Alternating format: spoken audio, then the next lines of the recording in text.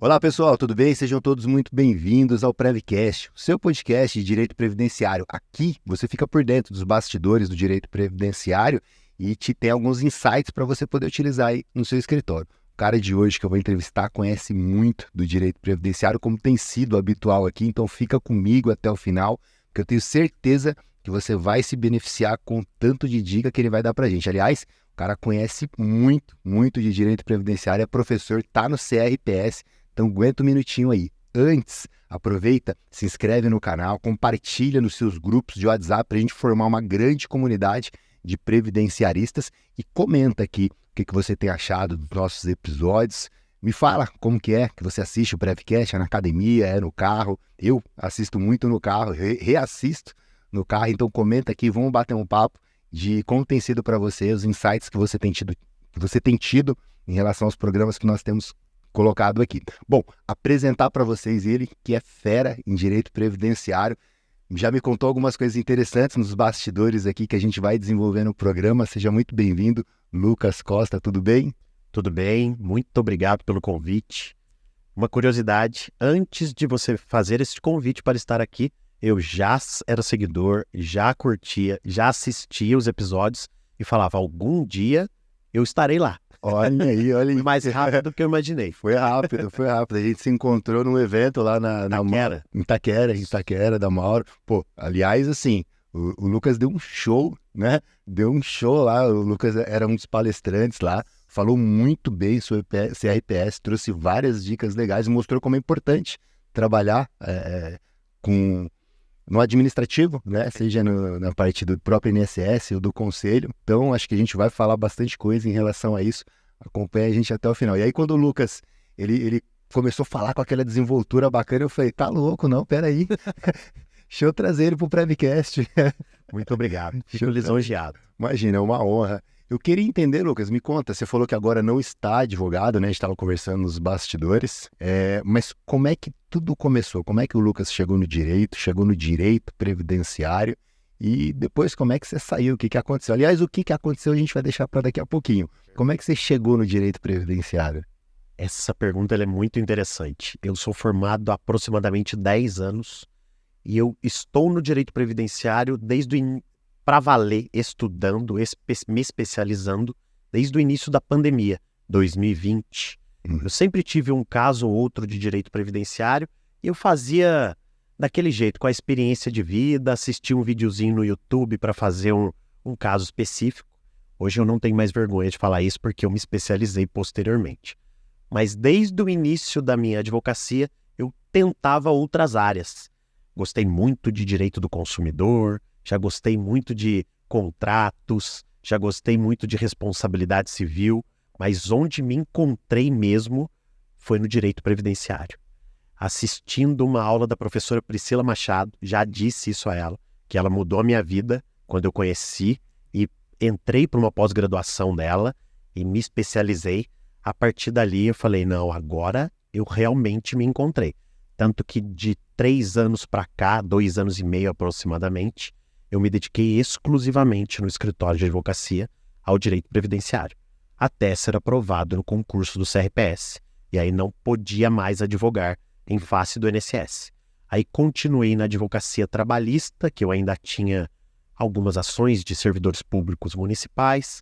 E como te disse, há uns 90, 100 dias aproximadamente, eu saí completamente da advocacia. Por enquanto, nunca sabemos o futuro, né?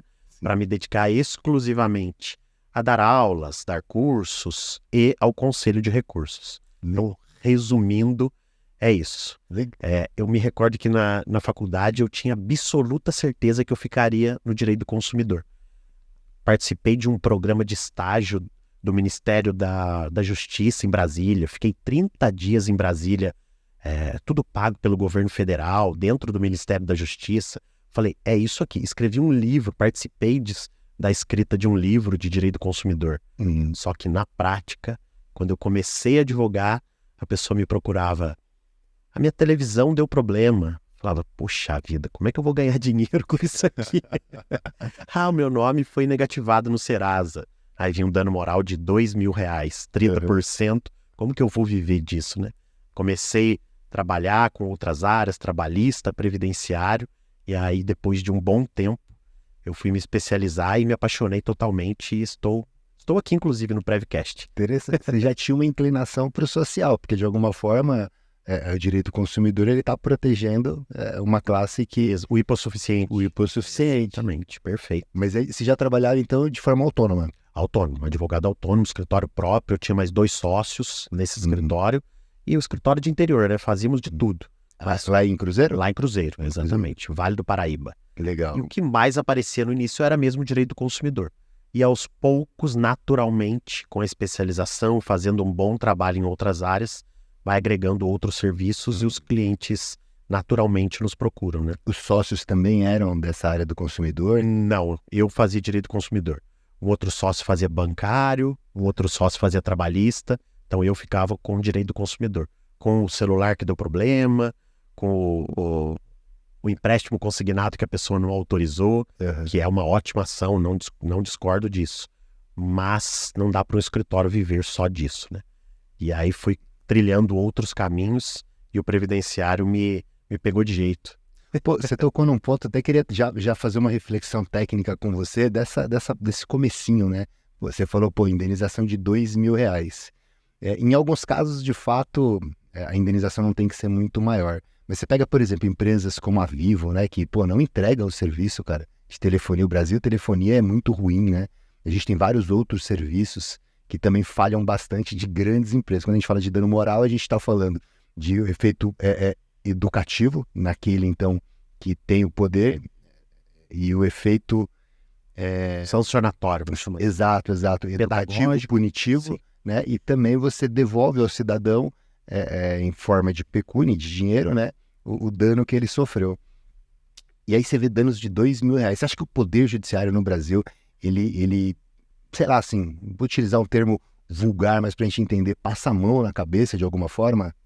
Uma empresa do tamanho de uma Vivo, do uma TIM, nunca vai mudar os seus hábitos enquanto o judiciário continuar dando uma indenização neste valor, né?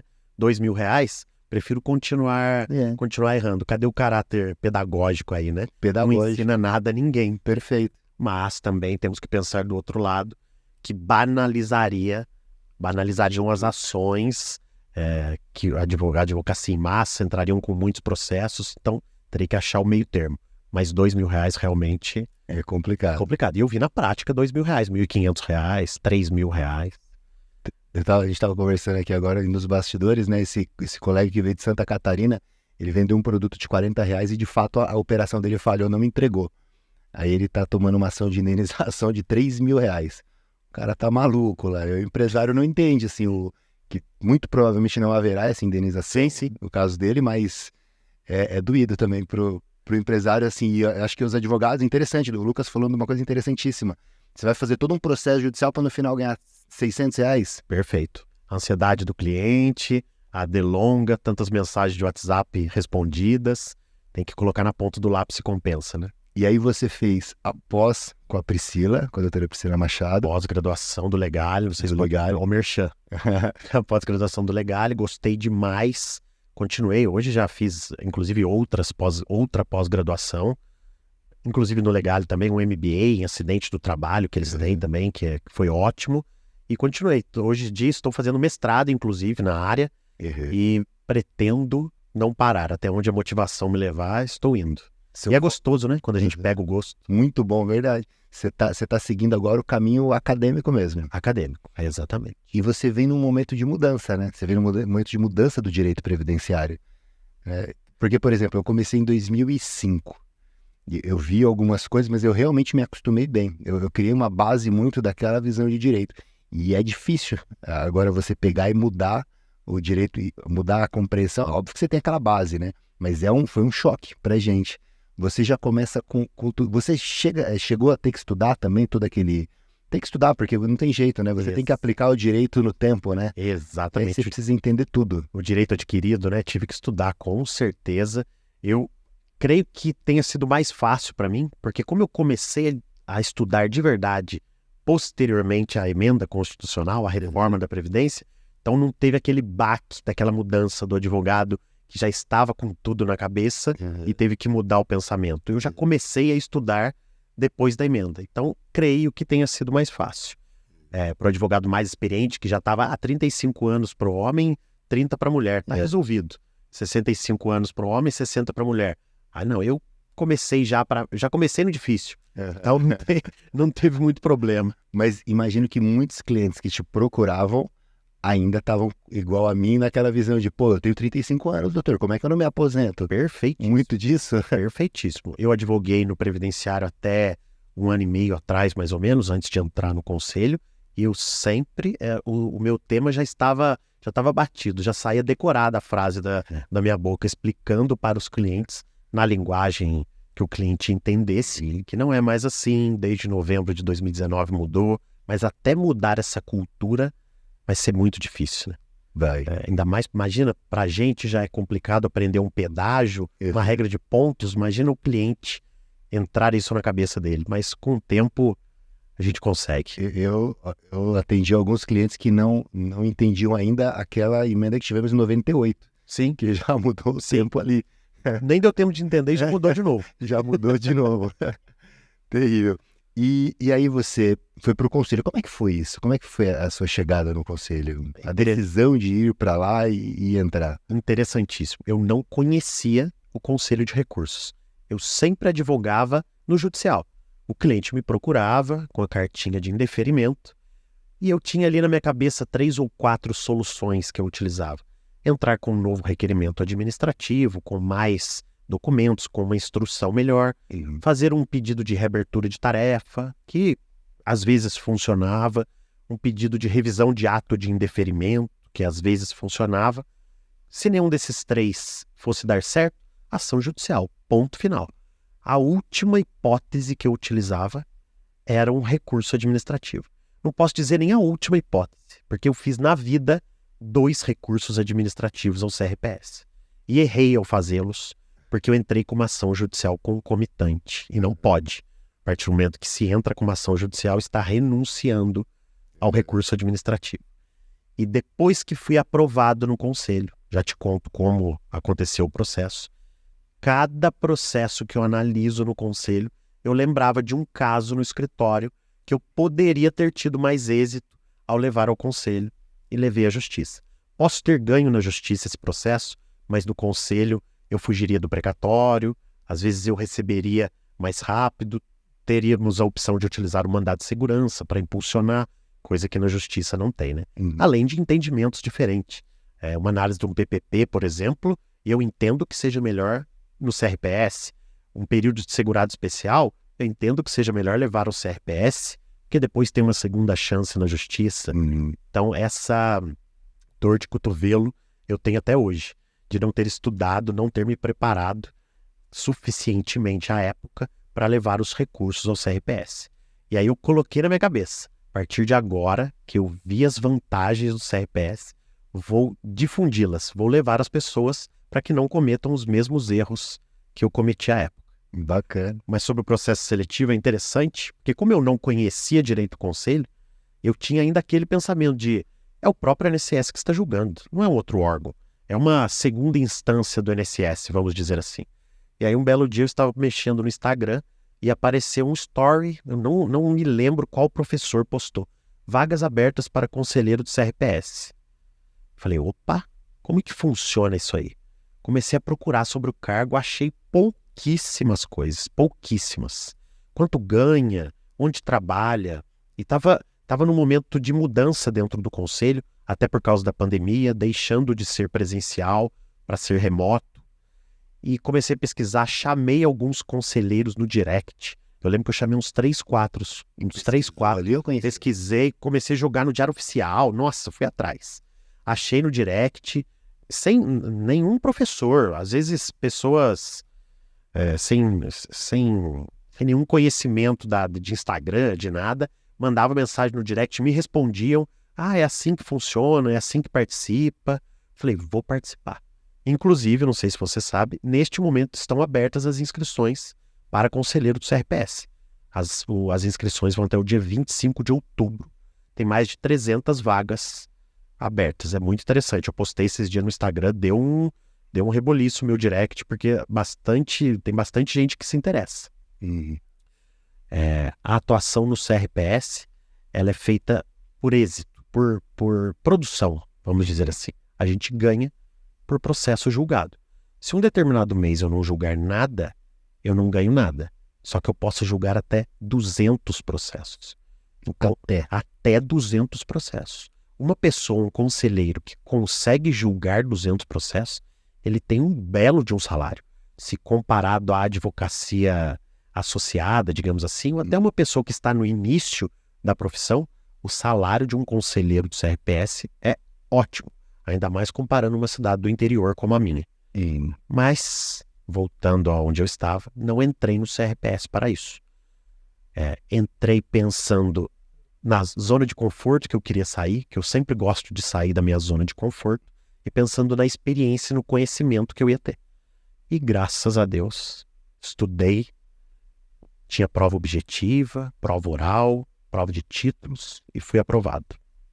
E cá estou, julgando diariamente recursos em que o INSS, ou o robô do INSS, indefere e as pessoas fazem recursos ordinários e chegam até as juntas de recurso para que eu possa julgar. Interessantíssimo. Falei muito, né? Não, que isso, tá louco. Não, acho que eu queria entender esse processo. Então, assim, você faz a inscrição, você feita a inscrição, você tem que fazer ser chamado para fazer essas 3 provas. Na minha época era assim. Agora foi alterado o regimento interno do Conselho de Recursos e agora são 2 etapas. Tem que ser advogado, né? Não, tem que ser formado em Direito. Bacharel em Direito. Não precisa ser advogado. São 2 etapas atualmente. Obrigatoriamente deve ter a indicação de um sindicato, seja um sindicato representante de trabalhadores ou representante de empresas. E depois desta indicação é feita uma análise curricular pelo Ministério da Previdência. A análise não é feita pelo CRPS, pelo que o edital diz, é feito pelo Ministério da Previdência. Não há critérios, não disponibilizaram os critérios, mas como há a análise curricular, provavelmente analisarão experiência, algum curso, alguma especialização na área previdenciária, porque esse é o interesse do CRPS, que tenham pessoas preparadas, imbuídas para trabalhar e julgar da melhor forma possível os recursos. Você é representante? Eu sou representante dos trabalhadores. Eu fui indicado por um sindicato que representa trabalhadores. Exatamente. O CRPS ele é uma composição, cada sessão de julgamento, cada recurso, são 3 pessoas que votam naquele recurso. O conselheiro relator, que ele é nomeado, digamos assim, o processo é distribuído a ele de forma automática, um sorteio, como se fosse na justiça. E os outros 2 conselheiros votam no acórdão, no voto que eu fiz. Então, como eu sou o representante dos trabalhadores, o representante do governo e o representante das empresas dizem se concordam ou não com o meu voto. E sempre em sessões de julgamento tem uma divergênciazinha ou outra que, mas por que você fez assim? Mas é assim mesmo, quero fazer um voto divergente. A maioria a gente concorda porque nós fazemos parte de uma mesma junta e nós já sabemos o entendimento mais ou menos. Mas vez ou outra tem uma divergência e aí a gente tem que conversar para chegar num denominador comum. Que junta que você está? Eu estou na primeira composição adjunta da 13ª Junta de Recursos. É em São José do Rio Preto a sede. Legal. E o interessante é que eu nunca fui para São José do Rio Preto. Eu sou de Cruzeiro, São José do Rio Preto está a 500 quilômetros da minha cidade e eu nunca fui até lá. Até o termo de posse do processo seletivo, do concurso, eu assinei pelo assinador do gov.br. Para você ter uma ideia de como o trabalho é remoto mesmo, 100% remoto. Legal. E aí você faz de casa, você consegue atingir esse volume de 200 ou é um volume muito grande? Muito grande. Só atinge os 200 quem se dedica exclusivamente ao Conselho de Recursos. Se for advogado, que grande parte é, professor, tirar uma empresa, qualquer outra coisa, é difícil chegar aos 200. O mínimo que nós temos que fazer são 80 votos no mês. Então, os 80 votos são obrigatórios, porque nós somos reavaliados a cada 3 anos. Se a nossa avaliação não for positiva, nós somos desligados do conselho. Óbvio que podem ocorrer sucessivas renovações, mas para renovar tem que cumprir a meta de 80 votos no mínimo por mês. Se não cumprir 80 naquele mês, no mês seguinte tem que compensar. E assim sucessivamente. Eles fazem uma média anual, mas nós temos que fazer 80 votos. E aí você estava vivendo as demandas do conselho e as demandas da advocacia. E hoje você não está mais com a demanda da advocacia. O que aconteceu? Como é que foi isso? Perfeito. Eu estava com as demandas do conselho, com as demandas da advocacia e já com as demandas de uma aulinha online ali, de uma live, de um curso. E eu não consegui. Três empregos não deu certo. Eu falei, vou ter que me abdicar de algum deles. E eu abdiquei da advocacia. Pensei, qual dessas 3 profissões a que me traz, eu vou falar uma palavra forte aqui, menos qualidade de vida? Eu falei, a advocacia nesse momento. Pela ansiedade do cliente, pelas decisões de alguns juízes. Então escolhi me afastar da advocacia, até para me desenvolver, para me atualizar mais para o conselho e para a docência. E por enquanto está dando certo. Veremos no futuro. Provavelmente esse mês, essa semana, está fazendo uns 90, uns 100 dias que eu deixei o meu escritório de advocacia e por enquanto não me arrependo.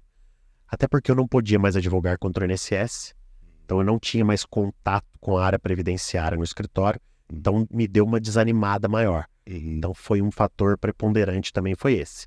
E estar no conselho para mim é muito prazeroso. É muito legal, muito interessante abrir um caso novo, estudar aquele caso, perceber que nós estamos protegendo um segurado, protegendo uma família, o hipossuficiente, né? Isso é o que eu sempre tento dizer numa sessão de julgamento, que a gente sempre tenta analisar, interpretar algum entendimento, algum documento a favor do segurado, pois ele é o hipossuficiente da relação. Isso eu tento mostrar lá no conselho, eu já trazia isso da advocacia e tento implementar também no conselho. Óbvio que isso não é uma inovação minha, outros conselheiros pensam assim também, mas é importante ter mais e mais pessoas lutando pela causa, né? Imagino que lá agora no conselho sua cabeça explodiu assim do tanto de coisa que você vê, de informação. Você tem alguém dá cursos para vocês lá? Tem preparação interna? Sempre. Neste momento, inclusive, essa semana ou semana passada, teve um curso sobre BPC. Interno de vocês. Interno, para nós. O conselho traz especialistas na área. Nós estamos com o mutirão do BPC esse mês. Eles trazem especialistas sobre BPC. Mês passado e retrasado, mutirão de pensão por morte. Trazem especialistas em pensão por morte. Já trouxeram especialistas em... esqueci o nome agora. Aposentadoria especial, exatamente. Enquadramento, agentes químicos, agentes biológicos, que são mais complicados de se lidar. Eles sempre estão nos preparando para que a qualidade dos votos seja melhor. Esses tempos teve um curso sobre pescador artesanal, seguro-defeso, que às vezes chega um seguro-defeso para a gente julgar e na prática é difícil ver um seguro-defeso. Então nos prepararam para que quando aparecesse algo estivéssemos preparados e eles primam por isso mesmo. A atual presidente do CRPS apoia, fizemos uma reunião recentemente com ela, ela explicou isso, que o que precisar pode mandar e-mail, que eles vão atrás, então estão sempre abertos a esse chamado do conselheiro se precisar de algo. Isso é muito interessante. Legal, esses professores são esses professores da advocacia que têm dado aula nessas faculdades conhecidas ou são conselheiros, são pessoas... São professores, advogados, já foi conselheiro também, eles vão pincelando e trazendo especialistas mesmo que sabem explicar e sabem falar daquela área. Não necessariamente apenas conselheiros. Já ocorreu advogado, apenas professor, mas é interessante que dependendo de quem está lecionando, traz até uma visão diferente sobre aquele assunto. Teve um curso recente de aposentadoria especial, sensacional, assisti 2 vezes, inclusive. Esses tempos nós tivemos de um servidor do INSS passando alguns detalhes para nós sobre reafirmação da DER, como é a visão do próprio INSS. Então, o que eu quero dizer é o seguinte, o Conselho não está lá para defender o INSS. Eles tentam nos mostrar o que a lei diz e como a lei deve ser aplicada.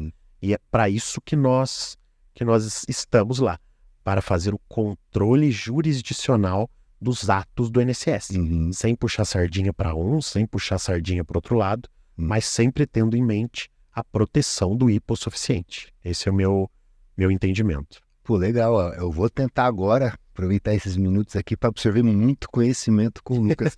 Tentar pegar um pouquinho disso que você aprendeu aí no conselho. Porque assim, é bem interessante, né? O ponto de vista que você tem, o tanto de estratégias que você vê advogados interessantes utilizando, né? Estratégias, você fala, caramba, olha que legal isso aqui. Puta, olha essa tese, você se depara com uma gama muito grande de informações, de documentos, de argumentos. O que você tem percebido? Você falou, pô, que mudou muita coisa, né? Agora, cada processo que você olha, você percebe os processos que você pegou no passado e vê que daria para fazer diferente. Pensando nisso, quais foram, você falou de agentes químicos, né? Que há uma discussão muito interessante. Falando, por exemplo, de agente químico, o que você entende que é muito interessante para os advogados observarem e eventualmente trabalharem nessa linha administrativa? Perfeito.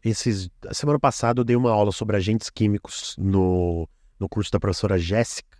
E é muito interessante essa questão, porque o PPP, na maioria das vezes dos agentes químicos, ele vem com o nome, vamos chamar de nome fantasia, com o nome do produto, e o conselheiro não pode entrar naquele PPP, pesquisar e tentar enquadrar de qualquer forma.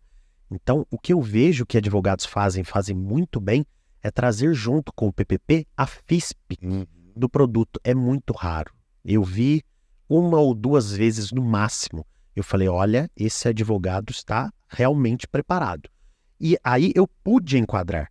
Eu fui atrás, se eu não me engano, era posto de gasolina, alguma coisa do gênero, mas é raro e mais advogados, aos poucos, com esses cursos que existem aos montes no mercado, estão se preparando. Esse caso específico, eu fui conversar com uma conselheira mais antiga e ela falou, Lucas, eu estou há 15 anos no conselho, eu nunca vi um advogado fazer isso.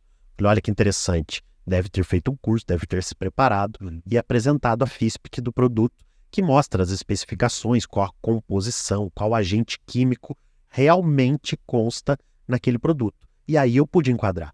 Diferentemente disso, por exemplo, constar apenas gasolina. Eu sei que na gasolina tem benzeno, mas eu posso enquadrar? Será que a minha junta vai concordar?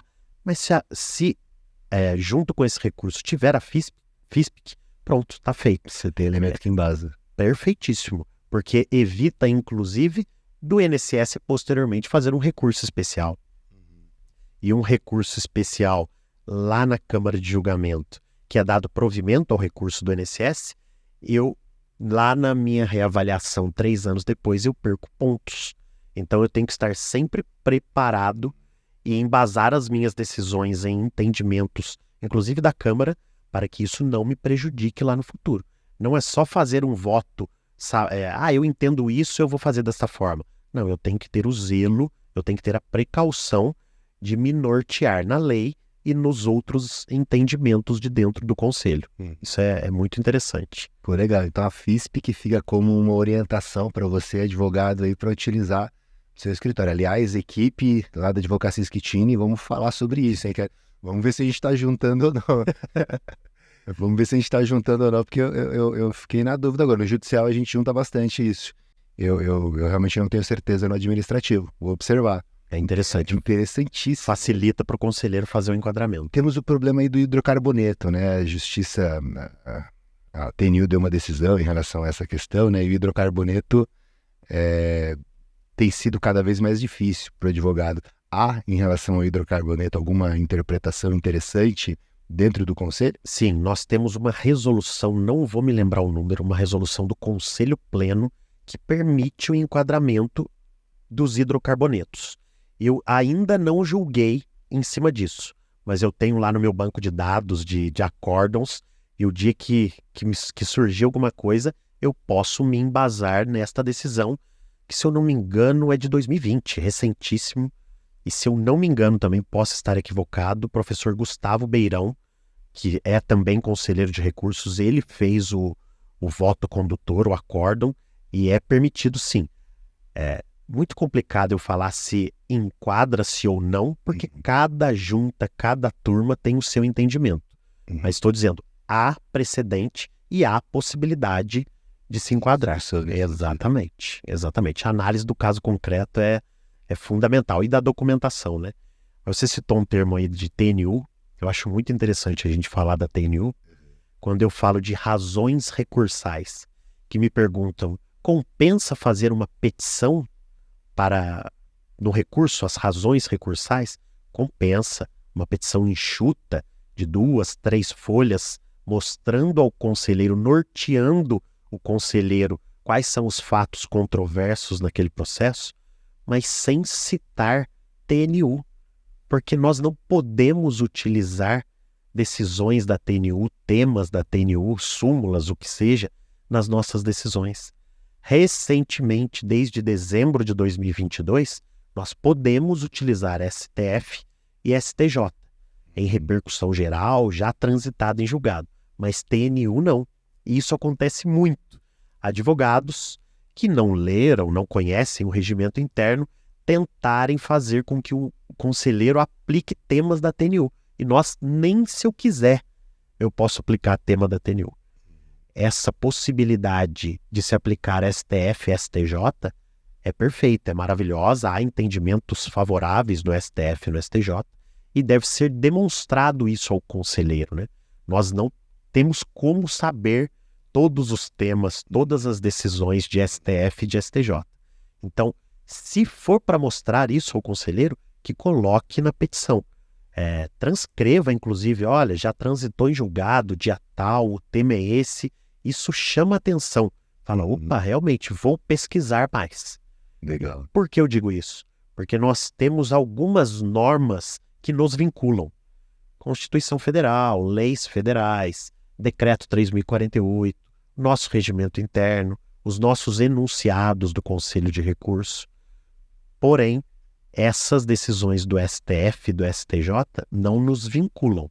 Nos abriram a possibilidade de utilizá-las, só que não nos vinculam. Então, tudo que não é vinculado é importantíssimo que conste nessas razões, que nos mostre, olha, a IN do INSS fala tal coisa que você pode utilizar a favor do meu cliente, a favor do segurado.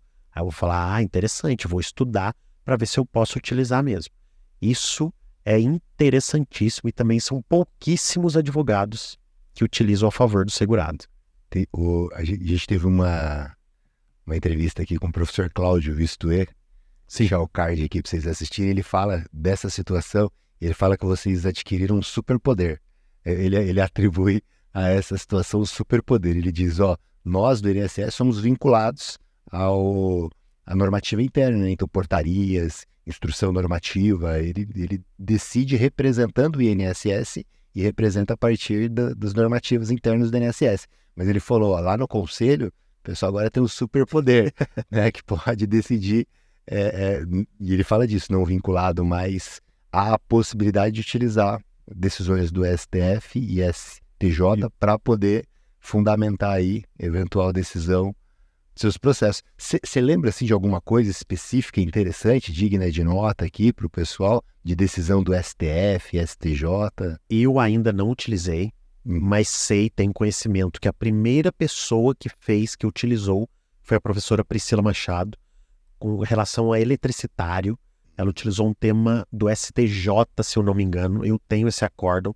Ainda não li o acórdão todo, porque ainda não chegou nada até mim, mas já foi utilizado e, posteriormente, outros conselheiros utilizaram este acórdão como base, que ela permitiu o enquadramento indo de encontro com o tema do STJ. E isso foi muito inovador, porque o Conselho não aceitava o enquadramento do eletricitário posterior a 97. Ainda não li a tese dela, tenho até vergonha, espero que ela não escute isso. Mas eu tenho o acórdão e o dia que eu precisar, me embasarei nele com certeza. Que legal, que legal. E em termos de agentes químicos, acho que a aposentadoria especial deve ser o que vocês mais são demandados lá?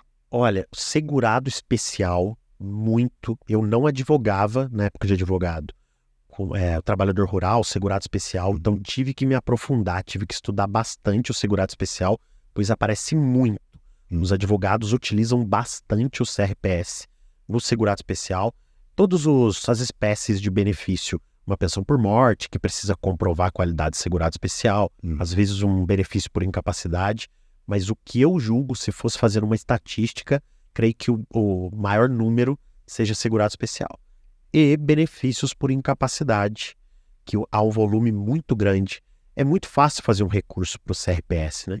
Você aperta um botão lá, o próprio segurado, sem advogado, ele aperta um botão lá e o recurso sobe para o conselho e nós temos que julgar.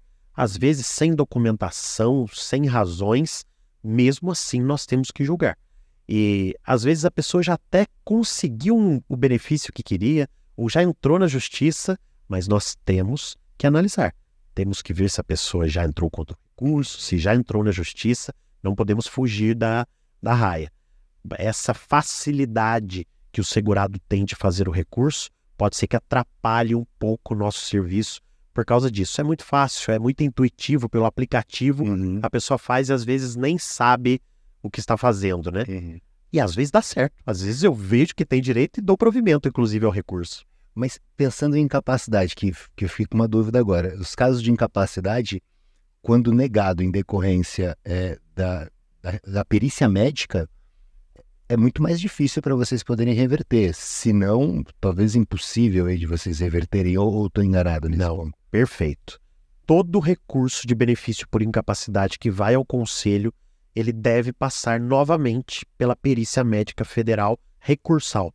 Tem um outro perito médico que reanalisa o que o perito médico documentalmente apenas. E nós, conselheiros, não temos o poder de alterar essa decisão médica, vamos chamar assim. A partir do momento que o perito médico deu o parecer contrário, no meu voto, no acórdão, eu tenho que também julgar contrário, porque eu não entendo de medicina. Quem tem o poder, quem tem a competência para isso é o perito médico. Diferente das questões de qualidade de segurado, isenção de carência. E isso sim, eu defendo a utilização do conselho e eu julgo muitos recursos, eu dou provimento a muitos recursos nessa questão. Mas a parte médica, não apenas de benefício por incapacidade, mas LOAS, aposentadoria da pessoa com deficiência, realmente no conselho, a chance de êxito, ela fica travada na análise da perícia médica federal. A aposentadoria da pessoa com deficiência também, só na parte médica ou também na parte social? Nas duas. A partir do momento que tem alguma análise pericial, vamos dizer assim, alguma análise técnica que extrapola as leis, fica complicado para o conselheiro analisar.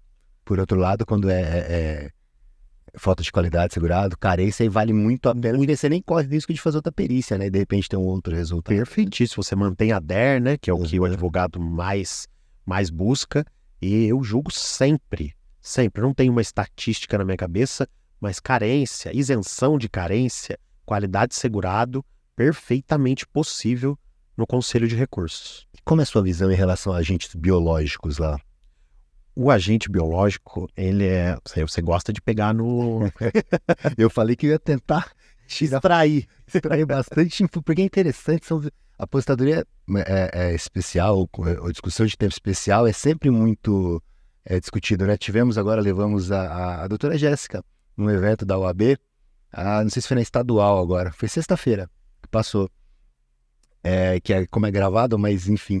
Foi sexta-feira que passou e ela trazia essa discussão. Há uma dúvida, os advogados eles são sedentos por isso, né? Eles querem entender qual que é essa visão, o judiciário, Jefferson não consegue, por exemplo, isso é por similaridade. Então é sempre a necessidade de uma saída, de uma solução. Nós do Conselho, nós estamos muito presos na habitualidade e na permanência. Né? Nós temos que analisar pela profissiografia do PPP se há ou não a habitualidade e a permanência. Só que na minha turma, não vou nem falar na minha junta, porque as juntas são divididas por turmas.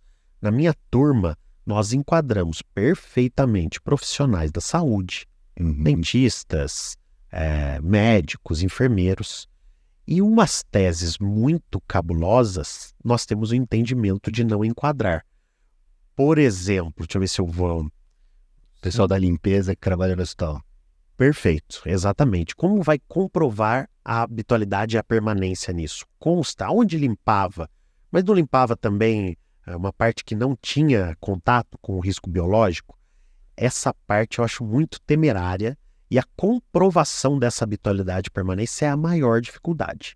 Ainda entendo, essa frase vai ser polêmica, mas ainda entendo que pode ser que na justiça a chance de êxito seja maior do que no conselho de recursos, com a parte biológica. A não ser que seja médico, dentista, isso aí, sem problema algum. Mas eu tento sempre, com boa vontade, e vou falar isso novamente, proteger o hipossuficiente. Tentar mostrar, tentar comprovar aos meus pares. Às vezes eu chego com alguma coisa muito inovadora, e o pessoal lá já fala, Lucas, tem certeza? Não sei se isso aí dá para passar, não. O INSS vai recorrer. Mas vamos tentar, eu vou defender a minha tese até o fim. Inclusive, agentes biológicos, uma vez eu já tentei defender até o fim de um auxiliar de limpeza. Até agora tá tranquilo. Eu enquadrei porque, por mim, foi comprovado. Não sei lá na frente, o INSS gosta de perder o prazo e depois recorrer, fazer uma revisão de acórdão, né? Vamos ver lá no futuro como seria. Mas, fugindo da análise do caso concreto, se fosse para fazer um geral, ainda acho que na justiça teria mais êxito. Opinião pessoal minha. Pode ter uma turma, uma junta, que o precedente é maravilhoso para agentes biológicos. Mas estou dizendo o meu entendimento e o da minha turma. Via de regra, a preocupação maior nos biológicos, então, está ligada a essa questão da habitualidade de permanência e que também, em cima disso, há um olhar muito mais subjetivo de vocês que vão fazer a avaliação, né? A partir aí do item 14, né, da profissiografia. Perfeito. Se tiver escrito habitual e permanente, não é suficiente. Não é o suficiente. Precisa pela descrição e você ter uma percepção de que, de fato, a atividade é desenvolvida de forma Perfeito. Essa é a maior subjetividade que tem, da análise na profissiografia. Perfeito. Eu costumo olhar também, isso é muito interessante, notificações para a empresa retificar aquele PPP. Olha, eu não fazia isso, eu fazia aquilo, vocês não podem consertar o meu PPP? Uma LTCAT é importante também. Então, é a análise do caso concreto. É muito sentimento, né? Poxa, eu acho que isso aqui vai dar certo, eu vou tentar no conselho, porque aqui está comprovando a habitualidade e permanência. Eu tenho até receio de falar um exemplo ou outro muito prático e bagunçar mais ainda o entendimento, mas é dessa forma, a habitualidade e a permanência. Legal. Prova emprestada lá no conselho, o que você diria para a gente em relação a isso? A prova emprestada, ela existe no conselho, ela consta inclusive no regimento interno, nós podemos utilizar a prova emprestada de outros, vamos lá, o que é a prova emprestada? Trazer de outros processos da mesma pessoa, mas e de pessoas diferentes? A prova por similaridade, né? Dificílimo. Muito difícil. Um PPP de uma empresa que já fechou de outro funcionário. É também um outro exemplo que eu dou que provavelmente na justiça terá mais êxito. Na minha junta é mais difícil. Eu, por exemplo, olho com receio essa questão da prova por similaridade. A prova emprestada, perfeito. Eu fiz um outro requerimento. Por exemplo. O processo trabalhista, ok. Porque se tem um laudo técnico lá, a prova emprestada do processo trabalhista, ótimo. Teve uma perícia, foi homologada pelo juiz, perfeitamente. A prova por similaridade, difícil. Aí teria que ser, na justiça, a chance de êxito seria maior. Legal, bacana. Cara, quanta coisa bacana, né? Já vão anotando aí. Vamos fazer uns 25 cortes. Nossa, mãe. O diretor aqui de marketing já fica preocupado. A questão a gente está vamos fazer um congresso na OAB de Itaquaquecetuba, dia 27 de outubro. Em outubro, dia 27 de outubro. Aliás, o pessoal está convidado. Congresso na OAB de Itaquaquecetuba, bem legal. A gente vai levar alguns juízes e tem uma discussão lá em relação à questão da utilização da prova trabalhista, né? Do reconhecimento do vínculo trabalhista no âmbito previdenciário. No judiciário isso tem sido bem difícil, né? Precisa do início de prova material. É a mesma interpretação lá com vocês, né? A mesma interpretação. Inclusive nós temos um enunciado E o enunciado nos vincula completamente. Repito, se não utilizamos os enunciados, 3 anos depois da nossa reavaliação, nós podemos ser penalizados. Então, se tem um enunciado sobre este tema, e tem, nem se o nosso entendimento for contrário, nós podemos colocá-lo em prática. Então, essa prova vinda da Justiça do Trabalho, se não instruído na Justiça do Trabalho, imagina aquele acordo, né? É comum isso, né? Um acordo, ou então, nem falando de Justiça do Trabalho agora, aquela ação cível de reconhecimento de união estável, que a viúva fez um acordo com os herdeiros, com os filhos do falecido, Pós-morte. sem instrução, pós-morte, exatamente. Isso nós temos que olhar também com cautela. Cadê o início de prova material nisso aí? Tem que trazer documentos contemporâneos, inclusive, para que o conselho possa analisar. É interessante isso porque eu costumo dizer que o conselho de recursos, o conselheiro, nós não temos aquela possibilidade de interpretação que um juiz tem. Nós estamos adstritos a algumas leis e nós não podemos inovar muito. Posso dizer assim, uma coisa ou outra a gente pode inovar, mas a possibilidade maior de inovação, de utilização de provas, de novos elementos, eu entendo ainda que é na justiça. Mas sou um defensor assíduo do Conselho de Recursos da Previdência Social, que isso fique claro. Você está me fazendo umas perguntas que pode ser que leve a crer que não. Não, pelo contrário. Acho que você está trazendo realmente o conselho como um local interessantíssimo para o advogado poder trabalhar, né? E caminhos que de fato ele pode seguir, né? Eu fico pensando aqui, pô, às vezes o pessoal não tem essa clareza, né? E você traz uma reflexão muito bem colocada, né, de o que pode discutir, o que não pode discutir. Em relação ao tempo rural que você falou, né, muitos trabalhadores, muito segurado especial, né, e há também, até para completar o tempo de contribuição, muitos que pedem aquele período anterior a 91 para reconhecer tempo rural. É sempre muito difícil a questão da prova, né? A prova contemporânea, traz prova ali no nome de parentes. Você tem alguma dica, alguma visão específica em relação a essa questão? A prova contemporânea ela é fundamental. O que eu tenho, da mesma forma que o advogado faz a linha do tempo na petição para comprovar para mim e para que eu possa considerar aquele período, eu julgo os recursos com um papel também fazendo uma linha do tempo para ver se todos os requisitos estão preenchidos. Que eu sempre olho documentação da escola. Sabe aquela escola rural que a pessoa estudou? Quando eu bato o olho na ficha de matrícula contemporânea, eu vejo que a pessoa estudou numa escola rural com 15 anos de idade, 16 anos de idade.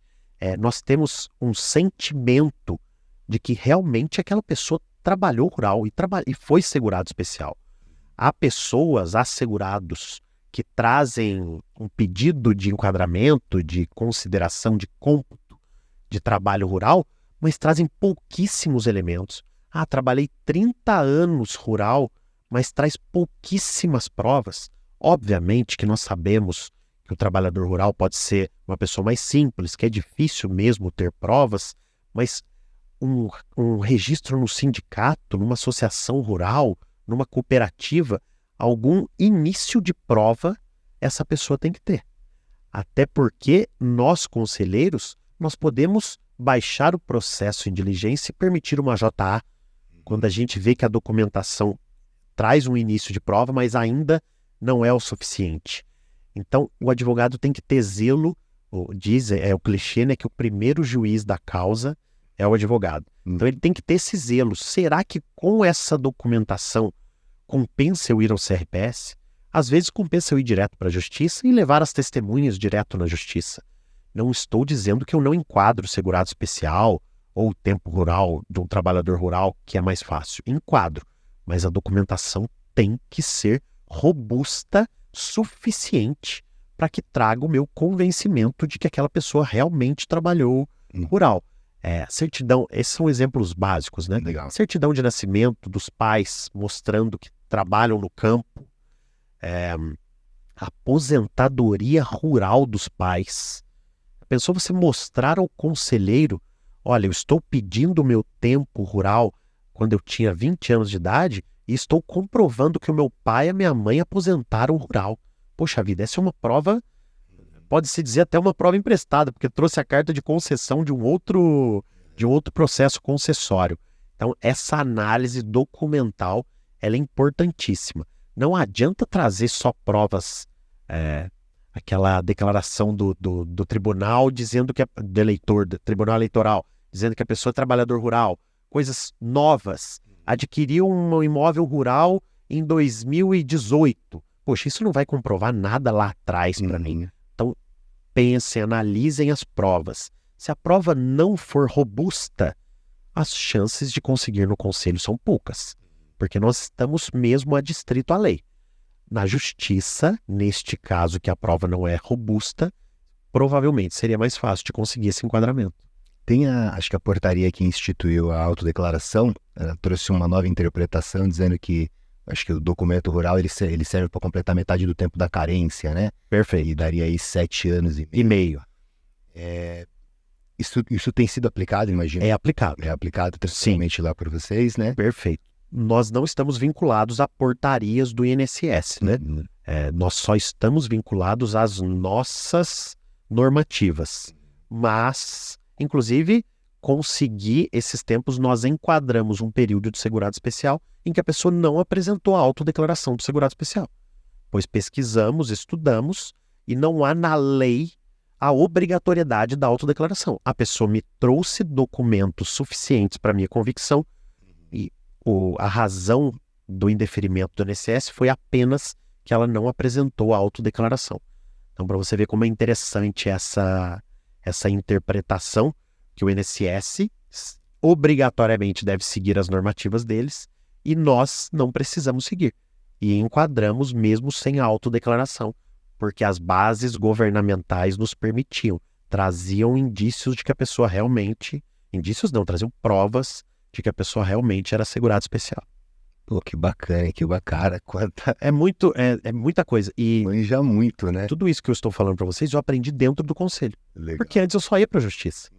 Então não teria como passar essas dicas, não vou nem falar esse conhecimento, essas dicas práticas, né? Se eu não tivesse sido aprovado e entrado no conselho de recursos. Documento rural, você falou de escola, você falou documento dos pais. Pensando no documento dos pais, às vezes os pais faleceram, né? E às vezes a pessoa talvez tenha um pouco mais de dificuldade de conseguir. Ele pode pedir nas razões e eu, como conselheiro, consigo consultar as bases governamentais. Legal. Coisa muito antiga não vai acontecer. Mas aí eu posso baixar o processo em diligência e pedir para o INSS anexar. É legal, então, de repente, você discorrer sobre isso, dizer que não tem como trazer o documento porque é de um terceiro, embora pai Perfeito. Terceiro e pede para verificar. Já havia acontecer. Na justiça dica, hein? Na justiça é possível, mas o juiz vai pedir para enviar um ofício para o INSS. Então, no conselho é possível, com certeza. Essa é uma prova emprestada, né? Isso é considerado prova emprestada. Que você ainda não tem, mas você está pedindo para que seja produzida essa prova emprestada. Já julguei umas 2, 3 vezes um pedido de advogado nesse sentido. A maior dor dos advogados, quando falam de processo administrativo, embora até conversando com o professor Valdir, não sei se foi o professor Valdir, não, acho que foi o professor Cláudio, ele fala que também é uma dor do judiciário, no Poder Judiciário, que é a demora, né? A demora. E aí, sei que está tendo um movimento para tentar fazer com que os processos andem um pouco mais rápido no âmbito administrativo, mas os advogados têm trabalhado muito com o MS, né? Muito com mandado de segurança para tentar dar celeridade para os processos. Como é que você enxerga essa questão? O que você entende que há de, talvez, estratégia, saída para o advogado observar? Interessante. Já vou dizer de cara que eu sou contra o mandado de segurança. Eu ouvi de um professor que eu também não vou conseguir falar a fonte porque eu não me recordo. O mandado de segurança ele é um remédio constitucional. E a gente só utiliza remédio em última hipótese, quando a gente está doente, não é?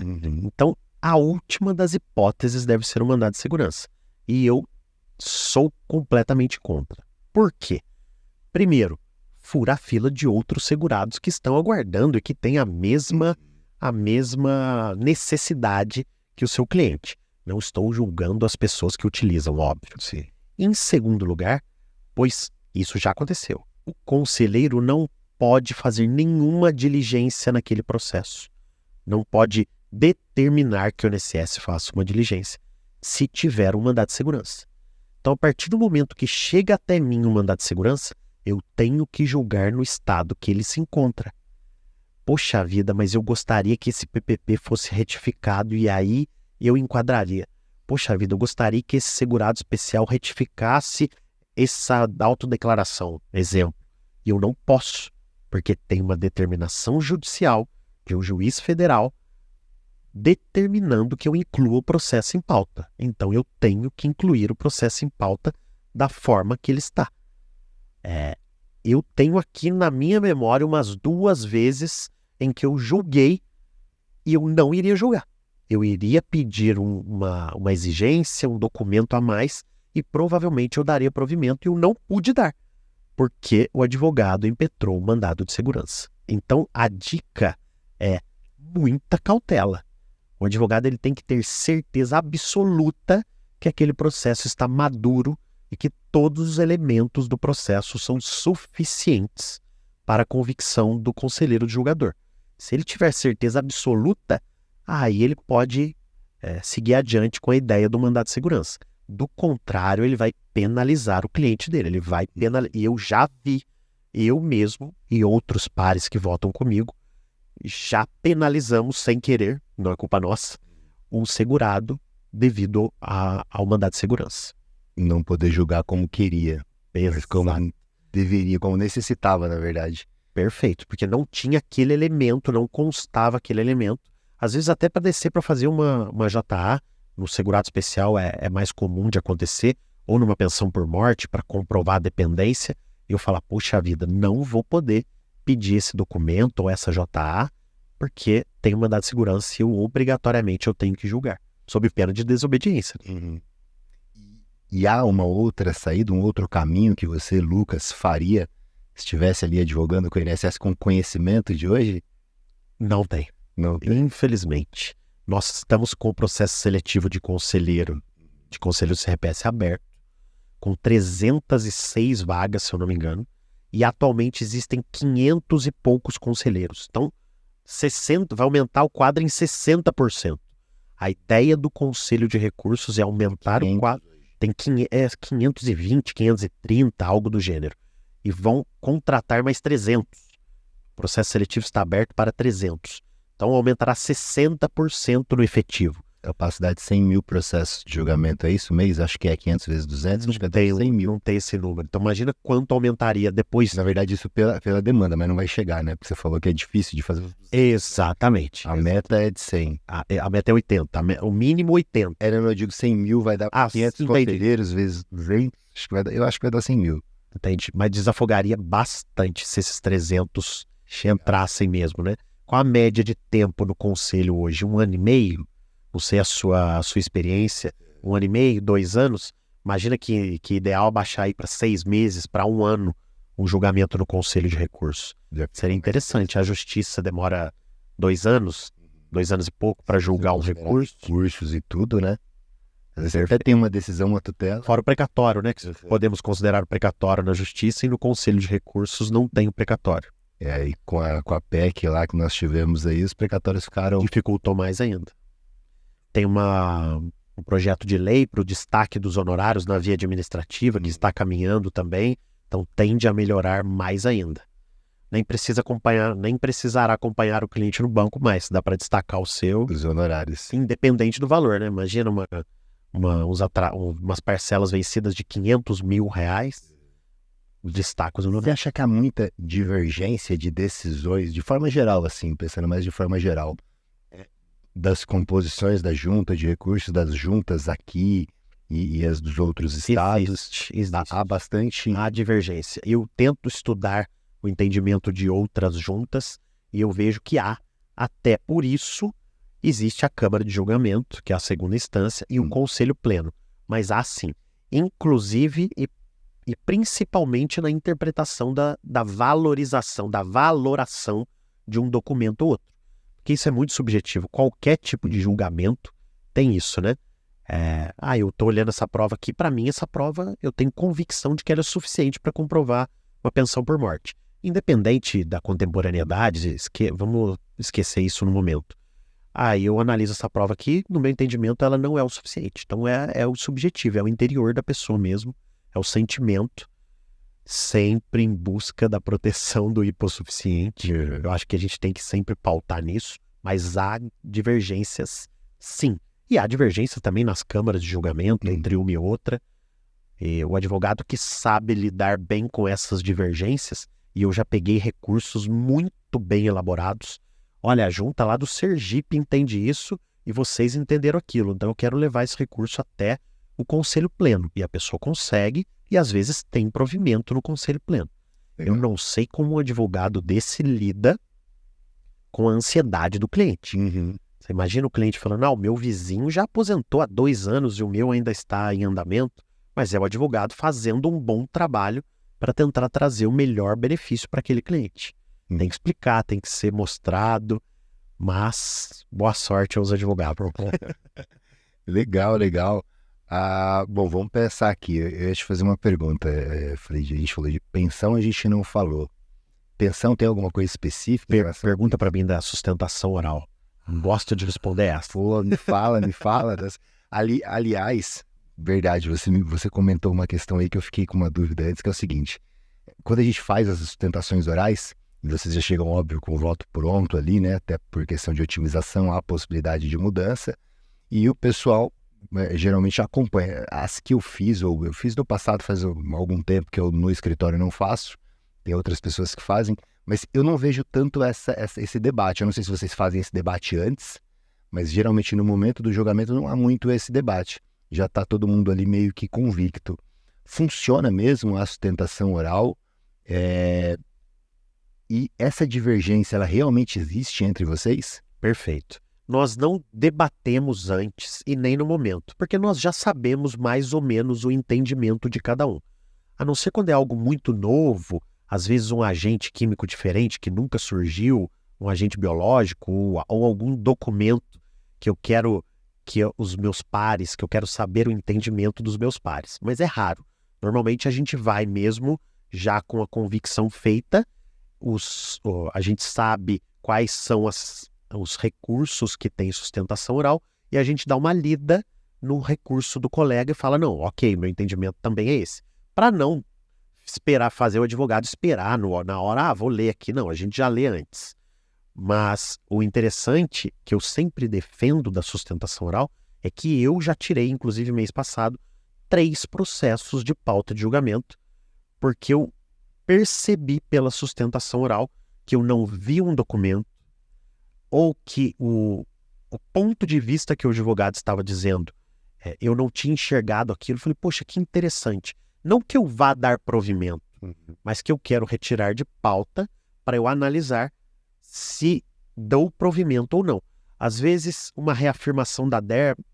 O conselheiro, você analisou a reafirmação da DER? Falou, opa, será que eu analisei? Deixa eu retirar de pauta e eu já incluo 30 dias depois, não terá tanto prejuízo assim. Eu acho interessantíssimo. Não para chegar e ficar lendo artigo de lei e falando que deve aplicar a lei tal, o decreto tal, mas para pontuar quais são ou qual é o fato controverso e mostrar por que aquele recurso deve ter provimento. O advogado que abre a câmera, pega um papel e fica lendo, para nós não acrescenta em nada. Para falar a bem da verdade. Ler o recurso. O ler eu já li. Tudo que tem lá. Eu sou obrigado a ler, inclusive. Mas o advogado que pontua, olha, o fato controvertido aqui neste processo é o enquadramento por categoria profissional e na carteira de trabalho consta motorista, mas eu juntei um documento assinado pelo proprietário da empresa dizendo que era motorista de caminhão. Eu falo, opa, eu não vi esse documento. Já pensou? Doutor, vou tirar o processo de pauta e eu vou analisar novamente, porque eu não enquadrei, porque não ficou comprovado para mim que era motorista de caminhão. Exemplo, nunca aconteceu isso, mas é um exemplo que poderia acontecer. Se for algo muito simples, não sugiro fazer a sustentação oral. O que seria muito simples? Um benefício por incapacidade que está tentando comprovar qualidade de segurado, ou isenção de carência. Mas se o fato controvertido for importante, mostrar ao conselheiro um documento específico, um elemento específico, sou completamente a favor. Nós julgamos, em média, na minha junta, 200, 300 recursos por mês. E nós temos no máximo 2 advogados sustentando oral, fazendo a sustentação oral. Então é muito pequeno, ainda utilizam muito pouco. Não sei se eu gostaria que todos sustentassem, porque senão a minha sessão de julgamento ia acabar às 3 horas da manhã. Mas é uma dica que eu dou para os advogados. Se possível, se você vê que naquele processo tem boas chances de êxito, façam a sustentação oral. Estava conversando esses dias com a professora Priscila Machado, que eu dei uma aula na comunidade previdenciária dela, e ela falou, nossa, Lucas, na minha junta tem 10 advogados fazendo sustentação oral por mês. Eu falei, professora, eles querem pedir autógrafo. Não é porque eles querem sustentar. Na minha tem 1, 2. Pode ter certeza que é para pedir autógrafo. Mas façam a sustentação oral. Se for para dar a dica, é muito interessante. O subconsciente do ser humano já presta atenção que tem um pedido de sustentação oral e já fala, opa, deixa eu me resguardar para eu não errar e ter que tirar o processo de pauta. Porque se o processo é retirado de pauta, eu não ganho a produtividade dele. Olha que interessante essa dica, né? Poxa vida, eu vou pedir. Mas não peça só por isso. Peça e compareça. A sustentação oral são 8 minutinhos. É um bate-papo muito informal, mostrando ao conselheiro quais são os pontos e o que quer ser comprovado naquele processo. Diferente da sustentação oral que é feita num processo judicial, nos tribunais, com aquele formalismo, é muito mais tranquilo, é esse papo mais informal. Perfeito. Você expõe, às vezes até o voto sai, você consegue falar uma ou outra coisa, mas olhou isso e tal, não sei o quê. Perfeitíssimo. É muito mais tranquilo. E como você pontuou para o advogado que está em casa aí, não vá fazer leitura, né? Aliás, é até mal visto, né? Eu acredito, porque demonstra que você não se preparou e sequer tá abordando, né? Tá respeitando o tempo das pessoas que estão ali, né? Abordando questões relevantes, porque vocês querem julgar e julgar de forma correta. Eu tenho que prestar atenção na sustentação oral sendo lida ou não sendo lida. Isso aí não vai alterar. Mas o que eu estou dizendo é que pode atingir um objetivo se for uma sustentação mais dinâmica, mostrando o que quer que seja provido naquele recurso, a chance de êxito é maior. Legal. E a gente tem uma questão, eu conversei com o Cláudio, né, nos episódios anteriores. Cláudio e o professor Valdir são servidores do INSS. E perguntando, né, do ponto de vista dele, as problemáticas da nossa atuação enquanto advogado, o que eles percebem de dificuldade. Muitos advogados juntando muito documento de forma desordenada dentro dos processos, fazendo petições rebuscadas, muitas vezes extensas, que acabam cansando e não levando à objetividade da discussão. Além disso, você percebe dos advogados algum comportamento que você enxerga que não seria o mais adequado, que poderia ser corrigido? Eu percebo que os advogados, e eu também tinha isso, eu falava assim, é obrigação dele, ele está ganhando para isso, então ele vai ter que olhar toda a documentação no processo. Só que você imagina, se coloque no lugar de uma pessoa que está julgando algo. Você imagina um recurso com uma linha do tempo bonitinha, com os documentos em ordem cronológica, com razões objetivas, simples, sem transcrição de artigos. Você imagina que prazeroso é analisar um recurso desse.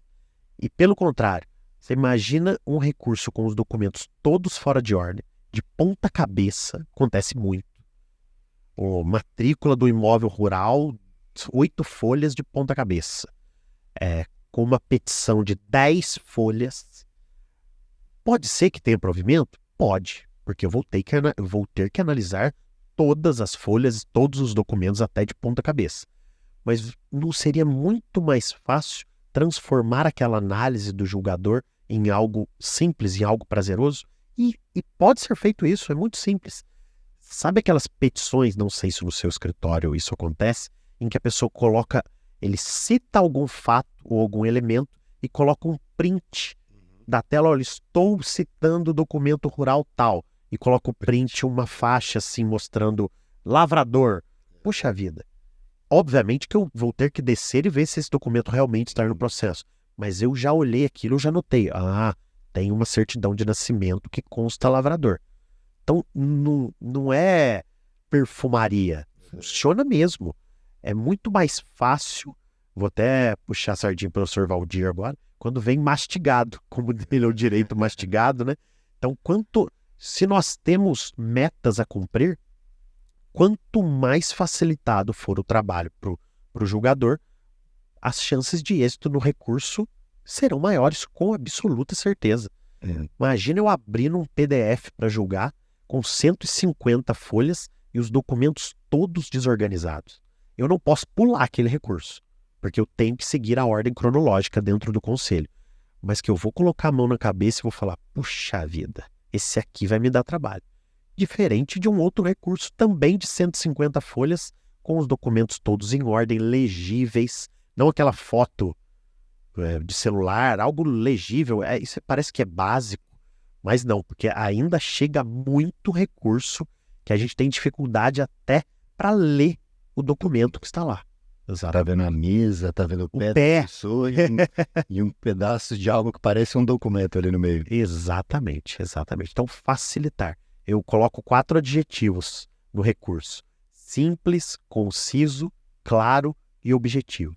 Deixa para ser rebuscado lá na justiça. O juiz ganha bem para isso. Brincadeira, não faz corte disso não. Mas quanto mais fácil, melhor. Melhor para nós, para nossa meta. E pro próprio segurado, né? Tem chance de ter o caso dele bem avaliado, né? Avaliado da forma como de fato deveria ser. Perfeito. E a chance de êxito é bem maior, né? Exatamente. Que tipo de conselho que você falaria pro Lucas lá? Aos 4 anos. 4, 5 anos atrás. O que você falaria, Lucas? Cara, assim, vai por esse caminho aqui, segue dessa forma, o que você diria? O primeiro conselho seria: utilize o CRPS, Lucas. Não vá apenas para a justiça. Tem processos meus de 2018 que não tem sentença na Justiça Federal lá da minha região ainda. Eu tive que subestabelecer para outros advogados, mas o processo continua. E o cliente continua, às vezes, me mandando mensagem: ô Lucas, e aí, cadê o meu processo? Eu falo: não, manda mensagem lá para o advogado, eu já te expliquei que eu subestabeleci, só que o processo não tem sentença. E pode ser que tenha uma sentença e seja desfavorável. Se eu tivesse ido ao conselho, essa é uma dica bem genérica, né? Mas se eu tivesse ido ao conselho, 2018, com absoluta, esse processo já teria sido julgado. E se não tivesse êxito, eu teria uma segunda chance, que seria a justiça. Então, o CRPS compensa, sim, na maioria dos casos. Eu costumo dizer que compensa em 70% dos casos. Benefícios por incapacidade, não. Às vezes, um enquadramento de um agente químico, de um agente biológico, é mais difícil. Do ruído, é ótimo o entendimento. Temos até enunciados. O que você enxerga do ruído que é interessante? O ruído, nós temos uma possibilidade de enquadrar o ruído. Eu esqueci agora o número do nosso enunciado. Eu trabalho com o ruído, com esse enunciado na minha frente, que nós permitimos NR15, NHO, tem o marco temporal antes de 2004, depois de 2004, dosimetria. Então, eu vejo que a possibilidade do nosso enquadramento é maior do que um juizado, por exemplo. Pensou em ruído, enunciado 12, eu vou chutar. Pensou em ruído, tem um enunciado específico do Conselho de Recurso que mostra as intensidades do ruído e quais as técnicas utilizadas que nós podemos enquadrar. O PPP está diferente daquilo, foge para a justiça. Mas se o PPP está encaixado no que o enunciado diz, vá para o conselho. É até um erro meu que eu não decorei ainda os períodos e as técnicas que podem ser, porque eu tenho ele mesmo grudado na minha mesa. Eu vou analisar o PPP e eu fico olhando para esse papel. Vou até esconder esse papel, porque daí me ajuda a decorar para esses momentos. Que é 80, 90 e 80, exatamente. Legal. Eu acho que é 97, 2004, em diante é 85. Eu sei mais ou menos os anos, os dias e os meses. Os dias eu não tenho certeza, acho que é 5 de... A única coisa que eu decorei é 28 de 4 de 1995, que é enquadramento por categoria profissional. O resto vai no papel, vai nas anotações. Saber, né? Exato, é entender, o importante é entender. Exatamente. E média ponderada, vocês trabalham lá? Então, por exemplo, bem aquele PPP foi um cara que trabalhou, sei lá, vou dar um exemplo aqui. Então, o cara trabalhou de 99 a 2001. E aí tá 89 a 92 decibéis. Você fala, pô, Ruído variável. 89 não dá, 92 daria, mas ele tá variado. Vocês fazem média ponderada? Vou ser bem sincero, já vi conselheiro julgando dessa forma, fazendo, ainda não apareceu para mim. Eu faria e tentaria convencer os meus pares de que é dessa forma que pode ser feito. Mas já vi conselheiros que fazem, já vi turmas que julgam desta forma, inclusive quando é a favor. Quando é contra, óbvio, também, mas quando é a favor, já vi provimentos nesse sentido. Ainda não julguei, mas há possibilidade sim. Aí, só voltando, posso falar um último? Por favor, claro. Um último não, né? Não sei quanto tempo nós estamos, mas essa data, 28/4/1995, que é a possibilidade de se conseguir o enquadramento por categoria profissional, também há pouquíssimos advogados que se utilizam. Às vezes, eu vou até a carteira de trabalho do segurado, olhar se tem lá um cobrador, um motorista, um ajudante de caminhão ou algo que conste nos decretos para enquadrar de ofício, e eu cito isso no meu voto. Analiso de ofício a folha tal da carteira de trabalho tal e faço o enquadramento porque o advogado não pediu. E às vezes faltou ali 6 meses, 4 meses para um direito adquirido, por exemplo. Então temos também um enunciado do Conselho de Recursos que nos permite o enquadramento por categoria profissional e pouquíssimos advogados utilizam. É tão simples. Às vezes o advogado ele deve bater o olho e fala, eu não tenho PPP deste período. Mas nós sabemos que o período até 28/4/95 não há necessidade de laudo técnico de PPP, apenas a categoria profissional daquele segurado. E pouquíssimos advogados utilizam. Então essa também é uma falha que eu vejo até em mim. Antes, quando eu levava para a justiça na minha época de advogado, eu pouco utilizava e pode ser utilizado até às vezes por... A justiça pode fazer muito isso por analogia, né? Técnico de zoonoses pode enquadrar com algo que consta no decreto e fazer... Nós não podemos, a justiça pode. Mas é uma falha dos advogados que eu vejo não utilizar o enquadramento por categoria profissional corretamente. Às vezes há, nessa situação, até uma outra questão, eu vejo muito no escritório isso. Quando você vai ver a profissão no contrato da carteira, não está uma profissão que é enquadrável, que é considerada especial por categoria. Mas você vai ali nas anotações gerais e lá o cara teve uma alteração de atividade. Olha, eu já enquadrei pelo CBO. Eu acho que era motorista e o CBO, a Classificação Brasileira de Ocupações, era motorista de caminhão. Eu enquadrei, consegui convencer os outros conselheiros, eles falaram, não, se no CBO está, é porque na ficha de registro do funcionário também está. E nós enquadramos, mesmo estando escrito apenas motorista. Esse é um dos problemas, né? Às vezes só está motorista, aí não consegue fazer a conversão. Exatamente, aí cabe prova, inclusive pode pedir JA, mas se o CBO tiver, é uma forma. Já pensou aquele print da carteira de trabalho e aquela sublinhar em vermelho o número do CBO, mostrando para o conselheiro que é um cobrador de ônibus, por exemplo? É interessantíssimo, são várias possibilidades. Esse print que você falou na petição. O print é maravilhoso. Interessante. Não, o print eu acho maravilhoso. Eu fazia petição antigamente processo físico e a gente citava folhas. Eu adorava processo físico. Até tanto que quando veio pro digital eu falei, putz, mas vai ficar ruim. Será que vai dar certo? Encontrar, pô, tá tão bom que falou folha, você já vai na folha, olha e tal, bem mais fácil. E não, ficou muito melhor. Você tira o print, ele já tá ali no meio da discussão, você não precisa nem buscar o documento. Perfeitíssimo, porque daí a pessoa que está analisando aquilo não precisa descer a rolagem e olhar, não, já tá o print ali. Essa estratégia de se utilizar o print eu acho ótima. E eu utilizava até pouco tempo atrás que eu advogava na área trabalhista, para mostrar um olerite, para mostrar uma hora extra ou algo do gênero, eu utilizava na minha advocacia também. Aprendi no conselho com outros advogados. Legal. E que mais você tem percebido assim de dica ou de dificuldades dos advogados nos processos que você pega? Você olha e você fala, caramba, poxa, mas por que ele fez assim? Eu acho que a maior dificuldade é essa que eu falei, de instrução e nortear, orientar o processo corretamente, nas suas razões, a sustentação oral, que o advogado não faz, e atualmente, um detalhe que eu tenho visto e que a alteração foi de agora, de julho, que é muito recente, os advogados ainda estão se adaptando, é a alteração quanto à apresentação de novos elementos. Uhum. Se existe a opção no processo, no recurso, que não há novos elementos, nós, conselheiros, não podemos baixar o processo em diligência ou abrir novas exigências. Então, se existe uma mínima probabilidade de lá no futuro surgir um documento novo, um elemento novo, exemplo, um PPP novo, coloque a opção há novos elementos, pois permite ao conselheiro lá no futuro abrir uma exigência, baixar um processo em diligência.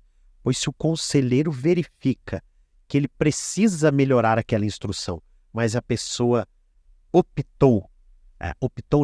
a pessoa assinalou lá no ato da propositura que não há novos elementos, o conselheiro não pode mais pedir para complementar a instrução. Pode ser que essa alteração do regimento tenha sido prejudicial ao segurado, mas é importantíssimo que o advogado saiba disso para daqui para frente analisar. Será que não é interessante eu assinalar a opção de que eu tenho novos elementos, mesmo que eu não tenha? Pois se lá no futuro o conselheiro precisar de algo que eu complemente um documento ou uma informação, ele vai poder fazer. Esse é muito novo e advogados serão segurados, serão penalizados porque ainda não sabem dessa alteração. Não observarem isso. Não mais agora, sobretudo para quem está aqui na nossa audiência do Prevcast. Exatamente. Essa é a vantagem de você estar aqui com a gente. Exatamente. Muito legal. Poxa, Lucas, vamos chegando já numa parte final, cara, que legal, hein? Falei muito, hein? Não, tá louco. Na verdade, eu acho que foi absurdamente produtivo, cara. Você acha? Bom, fico feliz. Esse é aquele episódio que a gente senta não no sofá de casa, mas coloca no escritório com a equipe. Senta aqui, pessoal. Vamos assistir essa aula aqui e ver o que a gente tá errando. Cada tema desse que nós conversamos, eu já fiz cursos ou palestras sobre ele. Por exemplo, sustentação oral ou razões recursais, eu consigo falar 1 hora. Pô, vamos fazer um curso de sustentação oral? É que a gente salpicou bastante aqui, falamos bem resumido.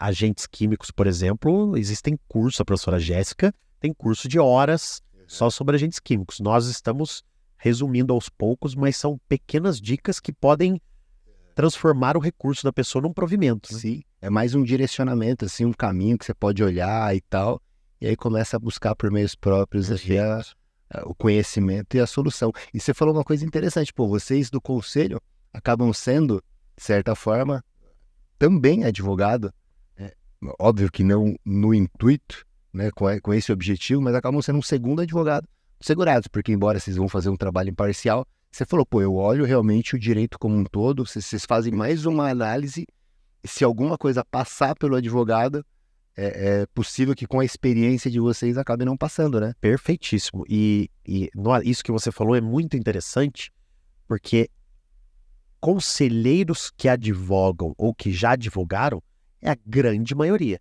Mas juízes que já advogaram não é a maioria. Então, às vezes, aquele olhar no processo de quem é ou quem já foi advogado é diferente. O juiz, normalmente, a média, saiu da faculdade e começou a estudar para a magistratura, o sonho de ser juiz. E, às vezes, advogou um pouco para ter aquela experiência que o cargo exige, né? Uhum. O conselheiro não. O conselheiro ele pode ser um advogado. Então, você levar um recurso para ser julgado por uma pessoa que é advogado e que passa pelas mesmas dores que você na profissão, é muito melhor do que por alguém, que é o juiz, que às vezes nunca advogou, ou que às vezes até olha meio torto, né? Fala, poxa vida, esse advogado aqui de novo. Nós, conselheiros, não temos isso. Nós, na maioria, somos inclusive advogados e compartilhamos dos mesmos sofrimentos que o advogado que está nos trazendo aquele recurso. Interessantíssimo, verdade. Tudo isso chega para você via sistema. Via sistema. Você tem tipo uma fila ali, tipo, sei lá, uma caixinha que você vai puxando como se fosse tarefa. Perfeito. É uma fila em ordem cronológica. Assustando. Não porque, volume, não. não porque eu só vejo o que é distribuído para mim e a secretaria da minha turma não distribui 1.000. Não, Tem. exatamente. E eu converso, poxa, estou precisando de mais benefícios B88, porque esse mês nós temos que julgar B88. Uhum. E aí ele encaminha, vou mandar 10 aí. Se julgar 10 eu mando mais. E aí aos poucos, para minha caixa não ficar abarrotada e gerar aquela ansiedade, né? Eu não sei como é a caixa da secretaria da turma. Deve ter um monte de processo, né? Se já foi distribuído. Mas a minha é bem tranquilo. Hoje a minha deve ter 90, 100. E aí eu vou julgando e eles vão distribuindo mais. Esses critérios de seleção desses processos, ele é muito de cima ou ele é dali da própria junta? É tudo sorteio. Não tem critério que você diz como... Dessa fila, por exemplo, vocês falam assim, vamos julgar agora esse mês B88. foi uma decisão da presidência do CRPS. Da presidência do CRPS. Mês passado, pensão por morte. Esse mês, vamos fazer agora um mutirão de B88. E julga B88 é mais pela necessidade, né? Tivemos há uns 4 meses atrás salário maternidade. Vamos julgar tudo que tiver de salário maternidade. Então, eles fazem mutirões considerando as peculiaridades de cada grupo que atinge aqueles benefícios, né? Esses seriam talvez casos mais... Óbvio que todos demandam uma análise complexa, mas seriam talvez casos que demandam menos. Você acha que não? Eu não vejo assim. Dá um medo ao trabalho? O B88 podemos considerar que sim. Os BPC podemos considerar que sim.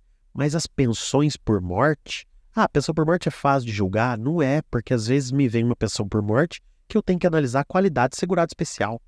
Então, caiu na mesma do que analisar uma aposentadoria por idade rural. Então, o BPC realmente pode ser que tenha uma facilidade a mais. Mas os demais benefícios... O auxílio-doença já vem decidido, quase assim, quando é conclusão. Você imagina, às vezes eu vejo lá B31, eu falo, opa, esse aqui eu vou julgar em 5 minutos e vou passar para o próximo. Eu vou analisar, é um B31 que o INSS negou por falta de qualidade de segurado especial. Aí eu tenho que analisar a qualidade de segurado especial. Eu fico 3 horas analisando a qualidade de segurado especial. Então não é pelo código, é o que o objeto do recurso diz. Então eu nem comemoro mais quando eu vejo B31. É só São Paulo? Nada. Brasil Tem todo. tudo. Julgo Manaus, julgo Rio Grande do Sul, totalmente descentralizado. Oposta. Todo dia é uma aventura. Documentos diferentes. Já conversei com conselheiros mais antigos que eles batiam o olho no documento e eles falavam, opa, isso é do sindicato tal, pode enquadrar que tá tudo certo.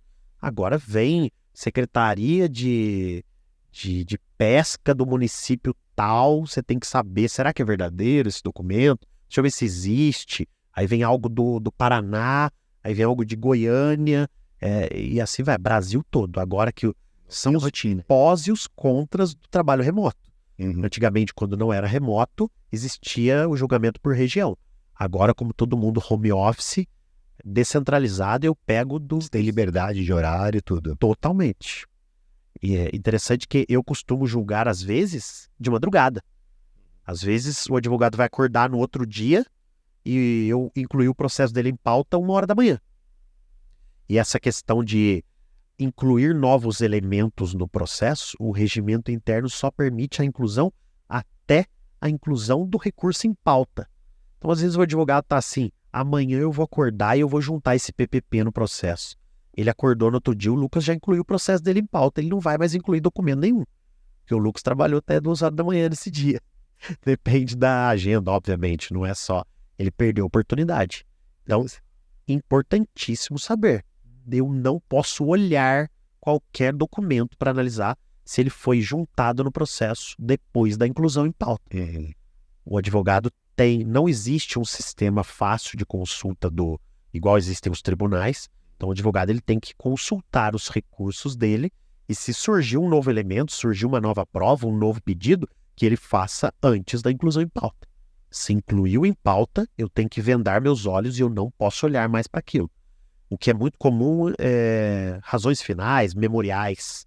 O advogado vê que incluiu em pauta e protocola as razões finais. Eu não posso olhar, porque já está incluído em pauta. Quer fazer razões finais ou memoriais? Sustentação. Antes da sustentação ou antes da inclusão em pauta. Legal. Fiquei pensando aqui que também você não está preso, então, ao Brasil. Se você quiser ir morar em Portugal e Espanha. Essa é uma questão muito interessante. Eu vou viajar no mês que vem, eu vou ficar 25 dias no exterior mês que vem, e eu teria que participar da sessão de julgamento no exterior. E eu fui pesquisar como é que funciona, e como nós utilizamos VPN, eu não conseguiria utilizar o VPN no exterior. Então tive que adequar as datas da viagem, etc e tal. Então não é tão simples.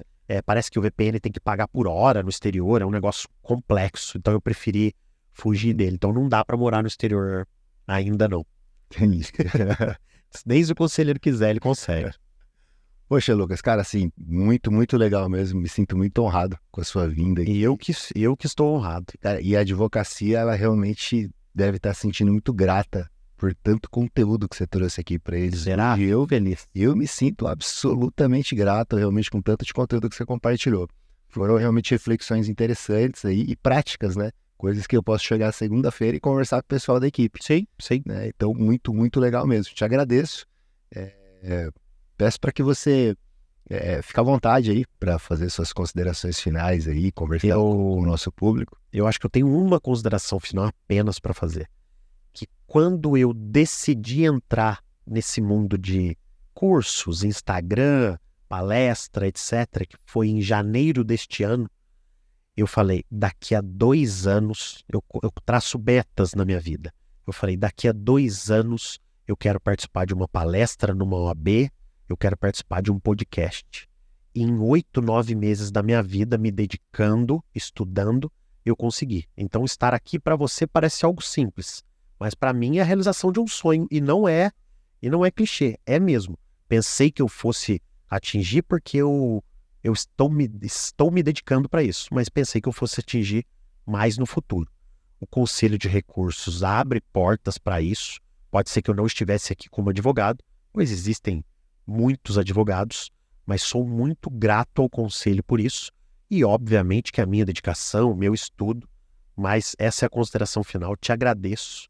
Quando você me procurou lá em Itaquera, lá no congresso, eu já te segui, inclusive, eu já tinha assistido um episódio, não vou me lembrar qual. Eu falei, não acredito, mandei mensagem até para minha esposa, falando, Danilo me chamou para participar. Nem acredito. É essa consideração final que eu queria fazer. Pô, que legal, obrigado, fico honrado assim do seu desejo de vir participar com a gente. Você é um merecedor e um cara absolutamente capaz. Muito obrigado. Capacitado e vai longe. Muito obrigado. Acho que você é imparável. Bolo direito previdenciário. Amém. Obrigado mesmo, viu, Lucas? Agradeço a todos vocês aí que estiveram com a gente até agora aqui. Não esqueça de compartilhar nos seus grupos de WhatsApp. Traz a galera para cá, vamos formar uma comunidade grande aí de previdenciaristas e conseguir trazer mais aí feras igual ao Lucas aí e compartilhar um pouquinho de conteúdo com a advocacia. Lucas, obrigado mesmo. E eu agradeço, estou sempre à disposição. Valeu, pessoal, até uma próxima. Valeu.